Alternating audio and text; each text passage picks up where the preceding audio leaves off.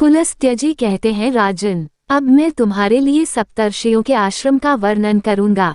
अत्रि, वशिष्ठ, मैं, पुल, क्रतु, अंगिरा, गौतम, सुमति, सुमुख, विश्वामित्र, स्थूलशिरा, संवर्त, प्रतर्दन, रव्या, बृहस्पति, च्यवन, कश्यप, भृगु, दुर्वासा, जमदग्नि, मार्कंडेय, गालव, उष्णा, भरद्वाज, यवक्रीत, स्थूलाक्ष, मकराक्ष, कण्व, मेधातिथि, नारद, पर्वत, स्वगंधी, त्रिनाम्बु, शबाल, धौम्य, शतानंद, अकृतव्रन, जमदग्नि कुमार परशुराम, अष्टक तथा कृष्णद्वैपायन, ये सभी ऋषि महर्षि अपने पुत्रों और शिष्यों के साथ पुष्कर में आकर सप्तर्षियों के आश्रम में रह चुके हैं तथा सबने इंद्रिय संयम और श्रोत संतोपादि नियमों के पालन पूर्वक पूरी चेष्टा के साथ तपस्या की है, जिसके फलस्वरूप उनमें इंद्रिय जय, धैर्य, सत्य, क्षमा, सरलता, दया और दान आदि सद्गुणों की प्रतिष्ठा हुई है। पूर्व काल की बात है, समाधि के द्वारा सनातन ब्रह्मलोक पर विजय प्राप्त करने की अभिलाषा रखने वाले सप्तर्षिगण तीर्थ स्थानों का दर्शन करते हुए इस पृथ्वी पर विचर रहे थे। इसी बीच में एक बार बड़ा भारी सूखा पड़ा, जिसके कारण भूख से पीड़ित होकर संपूर्ण जगत के लोग बड़े कष्ट में पड़ गए। उसी समय उन ऋषियों को भी कष्ट उठाते देख तत्कालीन राजा ने, जो प्रजा की देखभाल के लिए भ्रमण कर रहे थे, दुखी होकर कहा, मुनिवरों, ब्राह्मणों के लिए प्रतिग्रह उत्तम वृत्ति है, अतः आप लोग मुझसे दान ग्रहण करें। अच्छे अच्छे गांव, धान और जौ आदि अन्न, घृत, दुग्धादि रस, तरह तरह के रत्न, सुवर्ण तथा दूध देने वाली गौएं ले लें। ऋषियों ने कहा, राजन, प्रतिग्रह बड़ी भयंकर वृत्ति है। वह स्वाद में मधु के समान मधुर, किंतु परिणाम में विष के समान घातक है। इस बात को स्वयं जानते हुए भी तुम क्यों हमें लोभ में डाल रहे हो? 10 कसाईयों के समान एक चक्री कुम्हार या तेली, 10 चक्रियों के समान एक शराब बेचने वाला, 10 शराब बेचने वालों के समान एक वेश्या और 10 वेश्याओं के समान एक राजा होता है, जो प्रतिदिन 10,000 हत्यागृहों का संचालन करता है। वह शौंडिक है, राजा भी उसी के समान माना गया है। अतः राजा का प्रतिग्रह अत्यंत भयंकर है। जो ब्राह्मण लोभ से मोहित होकर राजा का प्रतिग्रह स्वीकार करता है, वह तामिस्र आदि घोर नरकों में पकाया जाता है। अतः महाराज, तुम अपने दान के साथ ही यहाँ से पधारो, तुम्हारा कल्याण हो, ये दान दूसरों को देना। ये कहकर वे सप्तर्षि वन में चले गए। तदनंतर राजा की आज्ञा से उसके मंत्रियों ने गुलर के फलों में सोना भरकर उन्हें पृथ्वी पर बिखेर दिया। सप्तर्षि अन्न के दाने बीनते हुए वहां पहुंचे तो उन फलों को भी उन्होंने हाथ में उठाया। उन्हें भारी जानकर अत्रि ने कहा, ये फल ग्रहण करने योग्य नहीं है। हमारी ज्ञान शक्ति पर मोह का पर्दा नहीं पड़ा है, हम मंदबुद्धि नहीं हो गए हैं। हम समझदार हैं, ज्ञानी हैं, अतः इस बात को भली भांति समझते हैं कि वे गुलर के फल सुवर्ण से भरे हैं। धन इसी लोक में आनंददायक होता है, मृत्यु के बाद तो वह बड़े ही कटु परिणाम को उत्पन्न करता है। अतः जो सुख एवं अनंत पद की इच्छा रखता हो, उसे तो इसे कदापि नहीं लेना चाहिए। अर्तुअल, वशिष्ठ जी ने कहा, इस लोक में धन संचय की अपेक्षा तपस्या का संचय ही श्रेष्ठ है। जो सब प्रकार के लौकिक संग्रहों का परित्याग कर देता है, उसके सारे उपद्रव शांत हो जाते हैं। संग्रह करने वाला कोई भी मनुष्य ऐसा नहीं है जो सुखी रह सके। ब्राह्मण जैसे जैसे प्रतिग्रह का त्याग करता है, वैसे ही वैसे संतोष के कारण उसके ब्रह्म तेज की वृद्धि होती है। एक ओर अकिंचनता और दूसरी ओर राज्य को तराजू पर रखकर तोला गया तो राज्य की अपेक्षा अकिंचनता का ही पलड़ा भारी रहा। इसलिए जितात्मा पुरुष के लिए कुछ भी संग्रह न करना ही श्रेष्ठ है। कश्यप जी बोले, धन संपत्ति मोह में डालने वाली होती है, मोह नरक में गिराता है। इसलिए कल्याण चाहने वाले पुरुष को अनर्थ के साधन अर्थ का दूर से ही परित्याग कर देना चाहिए। जिसको धर्म के लिए धन संग्रह की इच्छा होती है, उसके लिए उस इच्छा का त्याग ही श्रेष्ठ है, क्योंकि कीचड़ को लगाकर धोने की अपेक्षा उसका स्पर्श न करना ही उत्तम है। धन के द्वारा जिस धर्म का साधन किया जाता है, वह क्षयशील माना गया है। दूसरे के लिए जो धन का परित्याग है, वही अक्षय धर्म है, वही मोक्ष की प्राप्ति कराने वाला है। भारद्वाज ने कहा, जब मनुष्य का शरीर जीर्ण होता है, तब उसके दांत और बाल भी पक जाते हैं, किंतु धन और जीवन की आशा बूढ़े होने पर भी जीर्ण नहीं होती, वह सदा नवी ही बनी रहती है। जैसे दर्जी सुई से वस्त्र में सूत का प्रवेश करा देता है, उसी प्रकार तृष्णा रूपी सुई से संसार रूपी सूत्र का विस्तार होता है। कहीं और छोर नहीं है, उसका पेट भरना कठिन होता है। वो सैकड़ों दोषों को ढोए फिरती है, उसके द्वारा बहुत से अधर्म होते हैं। अतः कृष्णा का तृष्णा का यही उचित है। गौतम बोले, इंद्रियों के लोभाग्रस्त होने से सभी सुष्य संकट में पड़ जाते हैं। जिसके चित्त में संतोष है, उसके लिए सर्वत्र धन संपत्ति भरी हुई है। जिसके पैर जूते में हैं, उसके लिए सारी पृथ्वी मानो चमड़े से मढ़ी है। संतोषरूपी अमृत से तृप्त एवं शांत चित्त वाले पुरुषों को जो सुख प्राप्त है, वह धन के लोभ से इधर उधर दौड़ने वाले लोगों को कहाँ से प्राप्त हो सकता है। असंतोष ही सबसे बढ़कर दुख है और संतोष ही सबसे बड़ा सुख है। अतः सुख चाहने वाले पुरुष को सदा संतुष्ट रहना चाहिए। तारांकन। विश्वामित्र ने कहा, किसी कामना की पूर्ति चाहने वाले मनुष्य की यदि एक कामना पूर्ण होती है तो दूसरी नई उत्पन्न होकर उसे पुनः बाण के समान बांधने लगती है। भोगों की इच्छा उपभोग के द्वारा कभी शांत नहीं होती, प्रत्युत घी डालने से प्रज्वलित होने वाली अग्नि की भांति वह अधिकाधिक बढ़ती ही जाती है। भोगी की अभिलाषा रखने वाला पुरुष मोहवश कभी सुख नहीं पाता। जमदग्नि बोले, जो प्रतिग्रह लेने की शक्ति रखते हुए भी उसे नहीं ग्रहण करता, वह दानी पुरुषों को मिलने वाले सनातन लोकों को प्राप्त होता है। जो ब्राह्मण राजा से धन लेता है, वह महर्षियों द्वारा शोक करने के योग्य है। उस मूर्ख को नरक यातना का भय नहीं दिखाई देता। प्रतिग्रह लेने में समर्थ होकर भी उसमें प्रवृत्त नहीं होना चाहिए, क्योंकि प्रतिग्रह से ब्राह्मणों का ब्रह्मतेज नष्ट हो जाता है। अरुंधति ने कहा, तृष्णा का आदि अंत नहीं है, वह सदा शरीर के भीतर व्याप्त रहती है। दुष्ट बुद्धि वाले पुरुषों के लिए जिसका त्याग करना कठिन है, जो शरीर के जीर्ण होने पर भी जीर्ण नहीं होती तथा जो प्राणांतकारी रोग के समान है, उस तृष्णा का त्याग करने वाले को ही सुख मिलता है। पशुसख बोले, धर्मप्रायण विद्वान पुरुष जैसा आचरण करते हैं, आत्मकल्याण की इच्छा रखने वाले विद्वान पुरुष को वैसा ही आचरण करना चाहिए।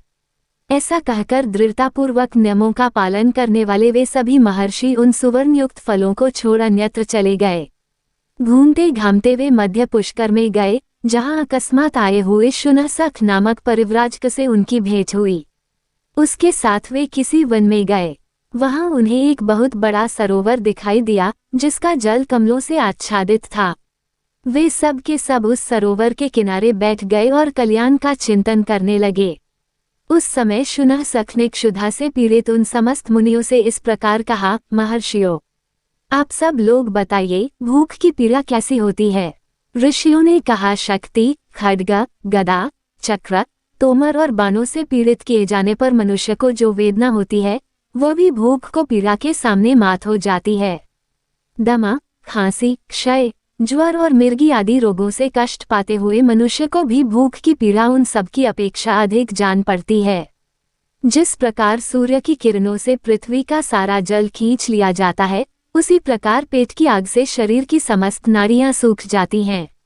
शुभा से पीड़ित मनुष्य को आंखों से कुछ सूझ नहीं पड़ता, उसका सारा अंग जलता और सूखता जाता है।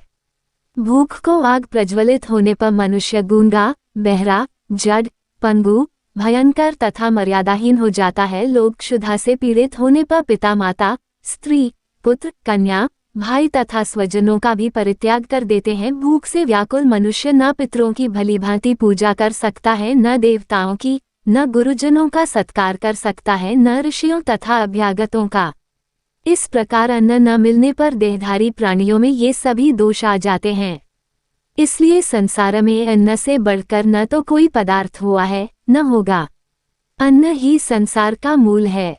सब कुछ अन्न के ही आधार पर टिका हुआ है। पितर, देवता, दैत्य, यक्ष, राक्षस, किन्नर, मनुष्य और पिशाच सभी अन्न में माने गए हैं। इसलिए अन्नदान करने वाले को अक्षय तृप्ति और सनातन स्थिति प्राप्त होती है।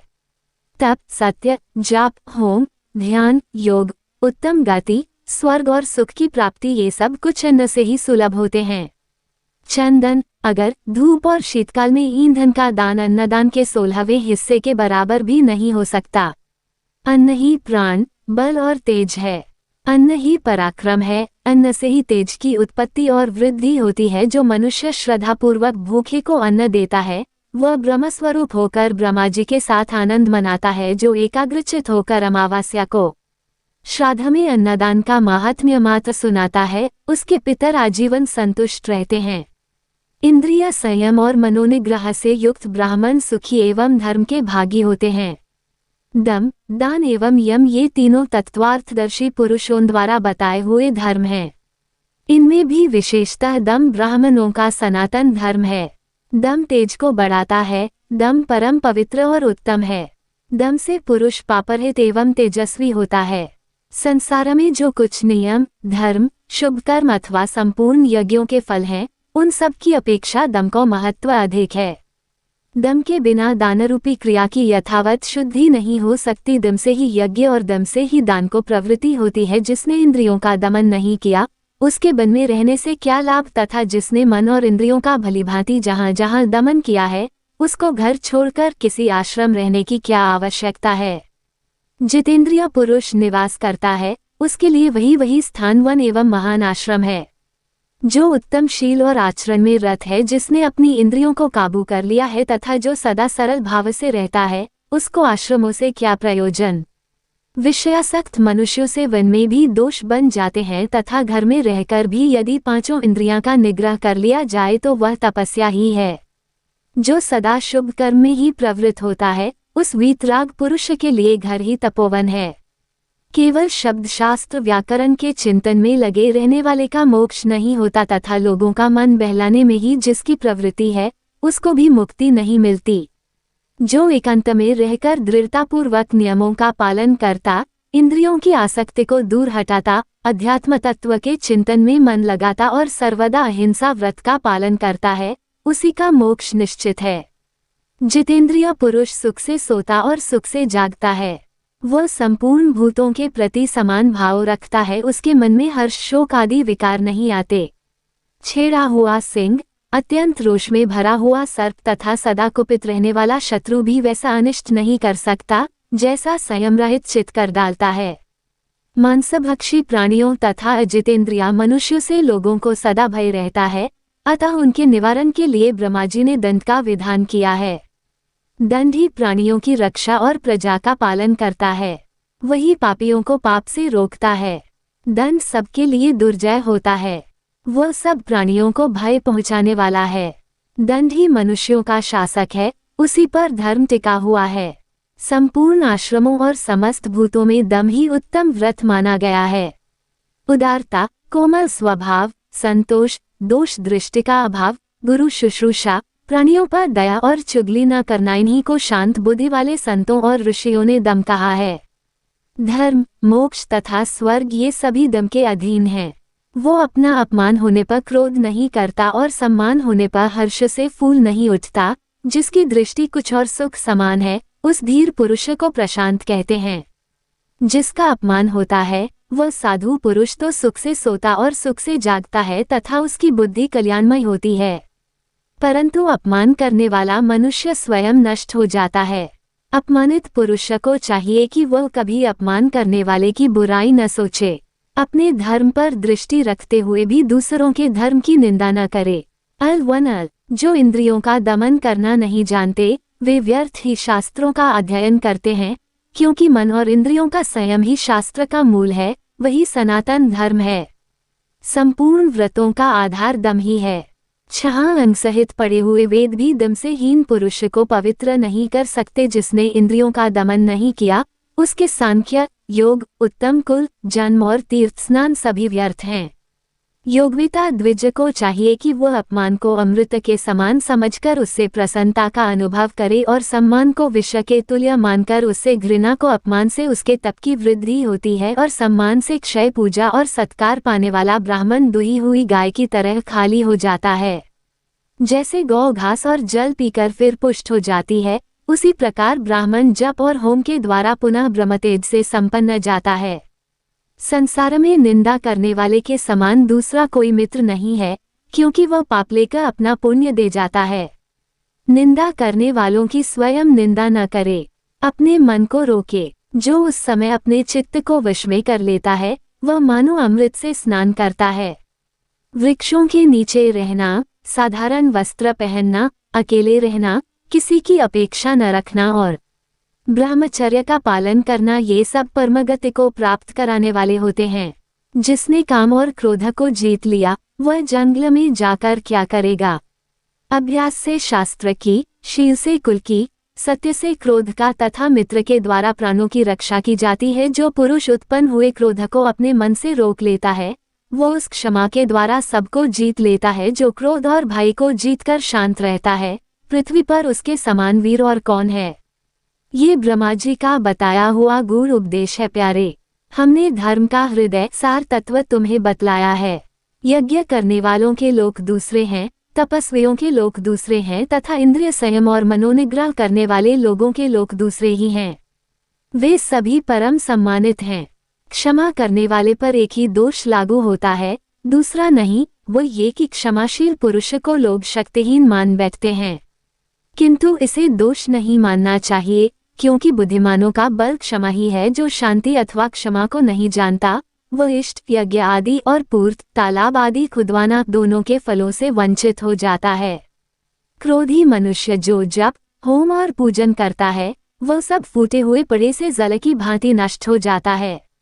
जो पुरुष प्रातः काल उठकर प्रतिदिन इस पुण्यमय दमाध्याय का पाठ करता है वह धर्म की नौका पर आरूढ़ होकर सारी कठिनाइयों को पार कर जाता है। जो दिन सदा ही इस पुण्यप्रद दमाध्याय को दूसरों को सुनाता है वह ब्रह्मलोक को प्राप्त होता है तथा वहां से कभी नहीं गिरता। धर्म का सार सुनो और सुनकर उसे धारण करो। जो बात अपने को प्रतिकूल जान पड़े उसे दूसरों के लिए भी काम में न लाए। जो पराई स्त्री को माता के समान, पराये धन को मिट्टी के ढेले के समान और संपूर्ण भूतों को अपने आत्मा के समान जानता है वही ज्ञानी है।